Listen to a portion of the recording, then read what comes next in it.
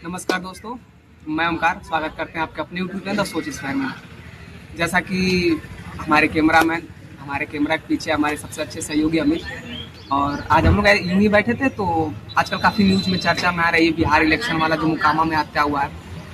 तो अंकित, तुम ये बताओ कि जैसे अभी मोकामा में दुलार चंद, जो कि वहाँ के लोगों के द्वारा माना जाता था कि काफ़ी बड़े बाहुबली नेता थे, जिनकी छवि बाहुबलियों वाली थी, उनकी हत्या हो गई है।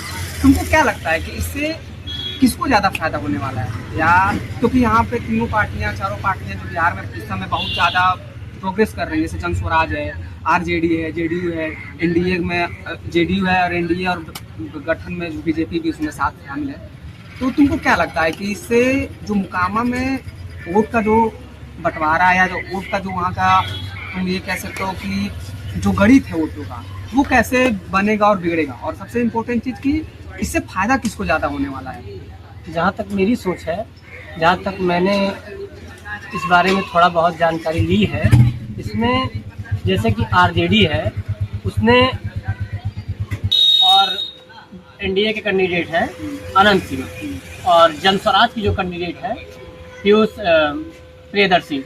तो इसमें मुझे जहाँ तक लगता है कि आरजेडी है, आरजेडी से जो कैंडिडेट मिला, टिकट दी है जिसको, उसको फ़ायदा हो सकता है। इसलिए क्योंकि जो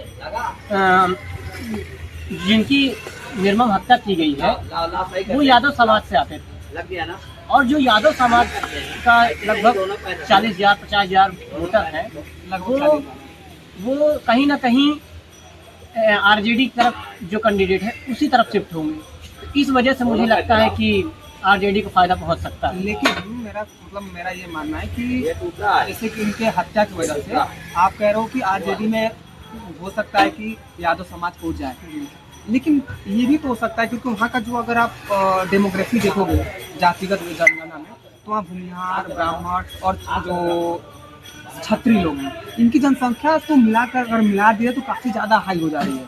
40,000 ही यादव है, तो यादव वोट बैंक, क्या आपको लगता है कि यादव और भूमिहार या यादव और ठाकुरों के बीच का जो युद्ध है, जो लड़ाइयाँ बिहार में जैसे हम देखते आ रहे, काफ़ी दिन से चल रहा है, काफ़ी समय से चल रहा है, तो ऐसा नहीं हो सकता कि क्योंकि आरजेडी ने वहाँ पे सूरज भान को टिकट दिया है जो कि ठाकुर है, तो यादव क्या ठाकुरों को वोट देगा? तो आपको भी पता है कि आप पिछले दशकों में देखें तो हमेशा एक राइवलरी रही है, हमेशा एक दूसरे से लोग लड़े हैं, मर्डर हुआ है, जब से आप देखें इस चीज़ को। बिल्कुल देगा, क्योंकि यादव समाज के लिए और कोई दूसरा ऑप्शन नहीं, क्योंकि आरजेडी ने सूरज भान सिंह को ही टिकट दिया है। तो यादव समाज क्या है कि एक नैरेटिव बन जाता है, अब यादव समाज उसी को देगा, क्योंकि एनडीए का जो वोट काटेगा, एनडीए का वोट काटेगा जनसुराज।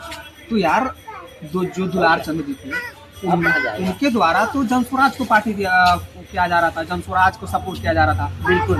तो मेरा कहने का मतलब ये कि जैसे हत्या हो गई, तो जब हत्या हो गया तो जो लोगों का सेंटीमेंट है, जो दुलार चंद की अपनी खुद की वोट बैंक है जी, वो तो यही चाहिए ना कि जहाँ उस तरफ, जिस तरफ वोट है उस तरफ वोट दिया जाए। तो इससे तो जनसुराज को भी फायदा होता दिख रहा है। तो यहाँ पे तो यादव को कट जा रहे हैं। जहाँ तक अभी धरातल पे देखा जाए तो अभी जनसुराज नई पार्टी है, अभी उसका इतना क्रेज मोकामा में नहीं है, और वो नई पार्टी है, तो इसलिए यादव समाज अभी देखता है कि कौन फाइट करे। अनंत सिंह और सूरज भान सिंह, ये दो आज देखा जाए प्रेजेंट टाइम, तो एनडीए और आरजेडी में टक्कर है, तो जो यादव समाज है वो यही देखेगा। नहीं, मेरा बस इतना था कि आपकी बात सही है, लेकिन मेरा बस इतना था कि क्योंकि जो दुलार चंद जी हैं वो जनसुराज को पार्टी कर रहे हैं, तो उनका जो अपना खुद का वोट बैंक है, उन्होंने इतने सालों में उन्होंने अपना गेम किया है, वो तो कहीं ना कहीं जनसुराज की तरफ जाएगा जी। और वहाँ के डेमोग्राफी देखा जाए तो फिर ब्राह्मण भूमिहार जब एक होंगे तो ऐसे भी सपोर्ट है ब्राह्मण भूमिहार का, तो उनको भी एक प्लस पॉइंट देखने को मिला। आप भी सही। और एक चीज़ और है कि जो अनंत सिंह है वो आज 5 या 6 बार लगातार, मतलब लगातार तो नहीं लेकिन 5-6 बार वहाँ से मोकामा से ही विधायक रह चुके हैं, तो कहीं ना कहीं उनको इसका भी फायदा तो मिलेगा क्योंकि उन्होंने काम भी किया। देखिए, अगर जहाँ तक अभी जो हत्या हुई है, अगर जनता देखो क्या सोचती है, 2 से 6 दिन में निर्णय आ ही जाएगा।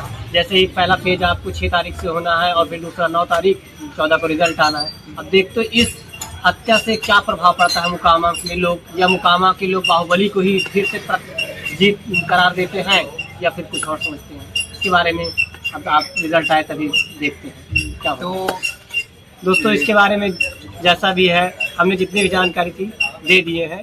अब इसके आगे रिजल्ट आएगा तभी पता देखते चल हैं कि सकता है। जनता किसको चुनती है। और मैं जनता से बस यही अपील करना चाहूँगा कि आप वोट देने जरूर जाएं और एक अच्छा और सुयोग्य नेता मिलना हमारे लिए बहुत सौभाग्य की बात है, क्योंकि उसको 5 साल तक हमारे ऊपर शासन करना, तो हम ऐसा नेता चुने यार, हम ऐसा कैंडिडेट चुने जो हमारे लिए काम करे। तो वो कोई भी हो, अगर आपके पास वो आता है, आपके में वो अगर काम कर रहा है, आपके यहाँ वो काम कर रहा है और आपसे जुड़ा हुआ है, तो बेसिकली आप उनको वोट दीजिए, जिससे कि आपके गांव का, आपके समाज का, आपके लोगों का विकास हो सके और आप बेहतर काम कर सकें। तो वोट देने जरूर जाएं। धन्यवाद। जय हिंद।